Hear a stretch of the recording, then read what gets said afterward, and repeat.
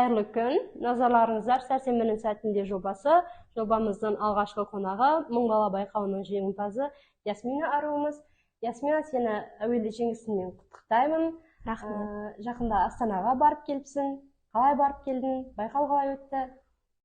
Мен мың бала жобасының жеңімпазымын.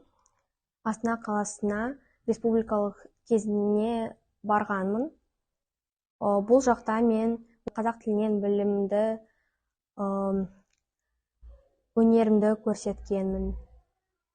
Бұл жақта өлең оқыдым. Шәкәрімнің адамдық борышын, Сұлтан Махмұд Торайғыровтың қазақ тілі деген өлеңін оқыдым. Би өнерін көрсеттім. Керемет, Ясмина, сен үшін қуаныштымын. Жалпы біз енді сені осы мың бала байқау арқылы танимыз ғой, ал көрермендерімізге өзіңді таныстырып өтсең. Мен есімім Леорина Смин. Жасым 12-де, Шәкәрім атындағы гимназиясының оқушысымын. Ұлтым орыс. Осындай байқауға барып келдім. Би өнерімен, ағылшын тілін үйренумен қызығамын. Тамаша, Ясмина, жаңа өзің айтып өттің, осы байқауда тек би өнерімен ғана емес, қазақ тілінен де біліміңді көрсетіпсің. Енді осы қазақ тілін қалай үйрендің? Саған қиын болмады ма? Қашаннан қазақша білесің, сол туралы айтып берсең. Мен қазақ тілін жас кезімнен балабақшадан бастап үйреніп жүрмін. Мен қазақ достарым көп, олар арқылы да мен қазақ тілін үйренуге қызығушылығымды таныттым. Жалпы қазақша үйренудің қандай артықшылықтары болды? Қазақ тілін үйренуге мен өзім қаладым. Себебі мен ұлтым орыс болғандықтан, мен қазақша сөйлегенде бәрі таң қалады. Ясмина, енді өзімен жақынырақ танысақ, қандай қызығушылықтарың бар? Жаңа бимен айналысатын, тілге қызығатын туралы айтып қалдың. Осы би өнеріне қалай келдің? Қызығушылығың неден басталды? Кім себепкер болды?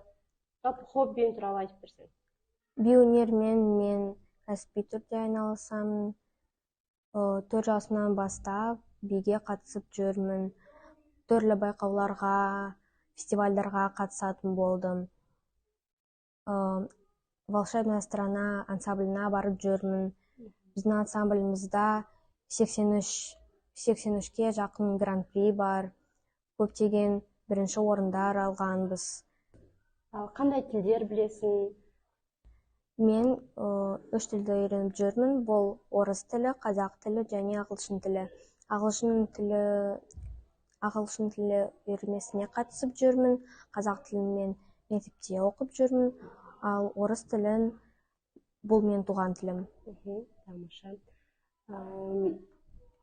Жалпы өзің биге келуіңе кім себепкер болды? Қызығушылығың неден басталды бұл би саласына?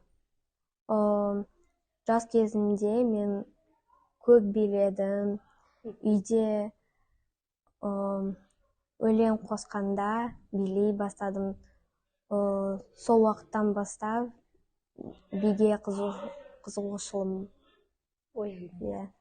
Жақсы. Жалпы отбасың туралы айтсам, отбасыңда осы өнерге жақын адамдар бар ма?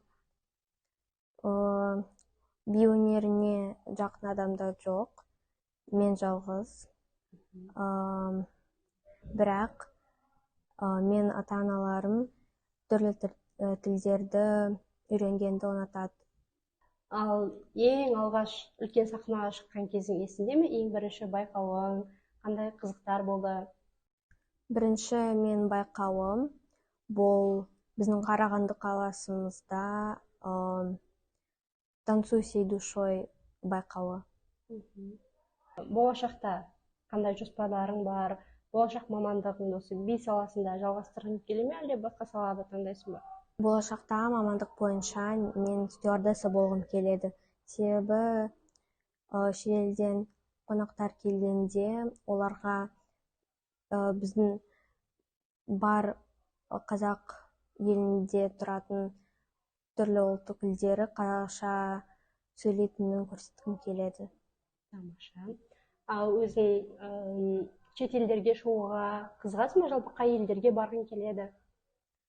Көптеген елдерге бардым. бір рет емес, көп рет бардым. Алғаш рет 4 жасымда шетелге бардым. Сол уақыттан бастап әлі күнге дейін де әр жыл сайын барып жүрмін. Керемет. Ал қай елдерге бардың? Ол сапарларда қандай ерекшелік болды? Қандай ой түйдің? Мен бірнеше рет Дубайға бардым, бірнеше рет Турцияға барғанмын, Өзбекстанға бардым, Ташкент қаласына.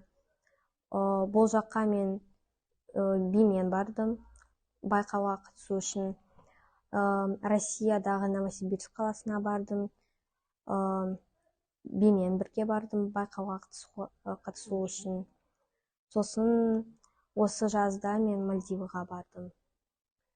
Тамаша, осы бидің арқасында біраз жетістіктерге жетіп жатыр екенсің, шетелдерді көріп. Ал тағы қандай қызығушылықтарың бар? Тек би саласында ғана ма, әлде басқа салада да, оқуда қандай жетістіктерің бар? Мектептен мен тілдерден көптеген олимпиадаларға қатысып жүрмін, теннис үйірмесіне қатысып жүрмін. Сосын тілдерді үйренуді ұнатамын. Ағылшын тіл үйренмесіне барамын. Тіл үйрену бұл мен хоббим. Керемет. Өзіңді түрлі салаларда дамытқанды жақсы көреді екенсің байқауымша. Ал бос уақытың бар ма? Жалпы бос уақытыңнан немен айналысасың? Бос уақытымда мен биде өткіземін. Глинадан құмыралар жасаймын, қолөнермен айналысамын, тігемін. Өте керемет. Ясмина, байқап отырмын, түрлі салаға қызығасың, өзіңді барлық жақтан дамытып көргің келеді. Жалпы бұған саған не шабыт береді? Не сені алға жетелейді? Бұған мен басты мақсатым бұл өскенде болашақта өзімнің жетістіктеріме жету және ел танитын адам болу. Елге танымал. Жаңа бір сөзіңді айтып қалдың ғой, шетелдерден Қазақстанға келетін адамдарда осы өзге ұлттардың да қазақша білетінін көрсеткім келеді. Сонымен қатар сен осы қазақ халқының салт дәстүрі туралы, жалпы қазақ халқы туралы ақпараттар білесің бе? Иә, білемін. Қазақ елінің көптеген салт дәстүрін білемін. Тұсаукесер. Бұл мерекеде, салт дәстүрде баланың жасы бірге толғанда оның қадамында оған тұсаукесер жасайды. Сосын қыз ұзату, бет ашар, сырға салу сияқты салт дәстүрлерді білемін. Ал өзіңнің үлгі тұтатын тұлғаларың бар ма? Сүйікті бишілерің, би саласында немесе басқа салада? Мен көптеген шетел әншілеріне қызығамын. Олардың өнері маған өте ұнайды. Керемет. Ал қазақтың танымал тұлғаларынан кімдерді білесің? Жазушылардан, ақындардан, кімнің шығармашылығымен танысың? Қазақ тұлғаларының ақындарды көптеген білем. Мысалы, Шәкәрім Құдайбердіұлы, Абай Құнанбаев, Міржақып Дулатов, осындай сияқты ақындарды көп білем, қимын, оларды мақтан тұтамын. Керемет. Жалпы өзің енді Шәкәрім атындағы гимназияда оқитын болғандықтан, Шәкәрім Құдайбердіұлы туралы көптеген ақпараттар білетін шығарсың. Өзің білгенмен бөліссең. Шәкәрім Құдайбердіұлы 1858 жылының 23 шілдесінде дүниеге келіп, 1931 жылының 2 қазанында қайтыс болды. Шәкәрім Құдайбердіұлы философ, аудармашы, ақын, тарихшы болған. Қандай өлеңін білесің?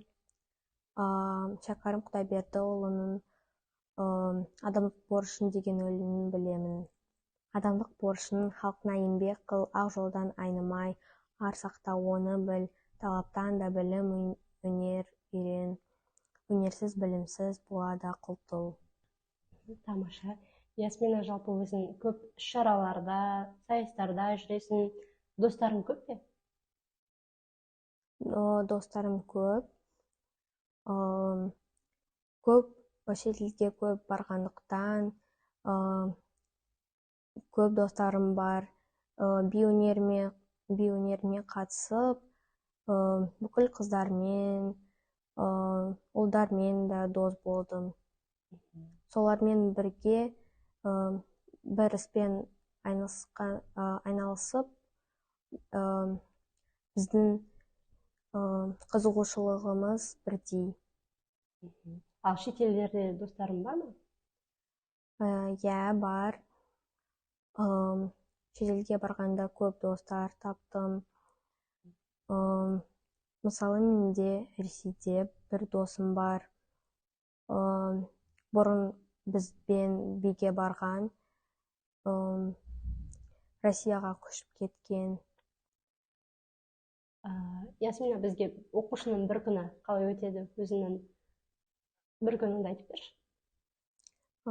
Мен таңертең оянып, сағат 7-де, сағат 8-ге тренировкаларыма барам. Сағат 9-да онда үйге қайтып, сабақ жасаймын. Сосын мектепке жиналамын. Сағат 1-де мектепке келемін. Сағат 8:30-ға дейін мектептемін. Үйге келіп, тамақ ішіп, үй жұмысын жасаймын. Сосын ұйықтауға барамын. Тамаша. Қандай жаттығуға барасың? Теннис үйірмесіне барам. Би өнермен айналысамын. Жақсы.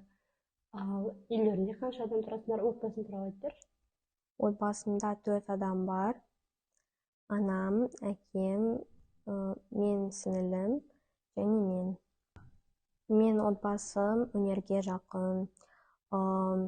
Сурет салумен қызығады. Анам тамақты дайындайды, жақсы көреді тамақты дайындауға. Әкем сурет салуға жақсы көреді. Жаңа бір сөзіңді айтып қалдың ғой, отбасымда, ата-анам да жаңа тілдер үйренуге қызығады деп. Сенің тілге деген қызығушылығың сол кісілерге қарап пайда болды ма? Иә, ата-аналарыма қарап, тілдерді үйренуге қызығушылығым басталды. Ясмина, сен көптеген байқауларға барасың, сахнада жиі өнер көрсетесің. Қандай қызықты оқиғалар болды? Қандай оқиға есіңде қалды? Сахнаға жиі шыққаннан көптеген қызық сәттер болды. Көптеген жеңістерге жеттім. Өзімнің достарыммен бірге сахнаның артында биледім, күлдім. Сондай қызықты сәттер көп болды. Ал биді ұмытып қалған кездерің болды ма? Менде болған жоқ, бірақ мүмкін мен достарымда болған шығар. Ясмина, жалпы арманға жету үшін не істеу керек? Ең алдымен көп оқу керек, жақсы оқу, әлемді таныту, түрлі хоббиларды қарау, сондай. Жалпы әр адамның бала кезінен, кішкентай кезіндегі армандар болады ғой. Сенің бала арманың қандай болды осы? Стюардесса болу ма, әлде бала кезінде басқа армандарың тағы болды ма? Қандай орындалған бала арманың бар? Жас кезімде көптеген армандарым болды. Бірақ солардың бірі стюардесса болу. Жас кезімнен бастап стюардесса болғым келеді. Еуропаға барғым келеді. Сол жақта оқығым келеді. Керемет, арман орындалсын. Ясмина, өзіңмен әңгімелескенде байқағаным, жалпы бимен айналысу сенің оқуыңа кедергі келтірмейді, иә? Сен бірнеше тілдерді білесің, оқу үлгерімің де жақсы сияқты. Жалпы оқудағы жетістігің қандай, сүйікті пәнің қандай, қай пәндерге қызығасың? Мен сүйікті пәнім бұл ағылшын тілі. Себебі мен тілдерді үйренуге жақынмын. Сол үшін ағылшын тілі маған ұнайды. Бірақ жаратылыстану пәніне қызығамын. Ясмина, көп тіл білудің қандай артықшылықтары бар? Көп тілдерді білсеңіздер, шетелге келгенде сізге оңай болады. Сол шетелдің тұрғындарымен сөйлесуге, және де бұл сіз үшін үлкен артықшылық болады. Себебі мен ойымша көп тіл білген адам ақылды деп саналады. Ясмина, бізді енді өзің қатарлас оқушылар, балалар қарайды. Жалпы өзіңнің құрдастарыңа, замандастарыңа не айтар едің? Қандай ақыл кеңес айтасың? Мен сіздерге көп оқыңдар деп айтамын. Ясмина, сенімен танысқаныма, әңгімелескеніме өте қуаныштымын. Арман мақсаттарың орындала берсін. Болашақта елімізді, Қазақстанды әлемге танытатын жарық жұлдыз боласың деп сенемін. Болашағың жарқын болсын. Рахмет әңгімеңе. Сізге де үлкен рахмет.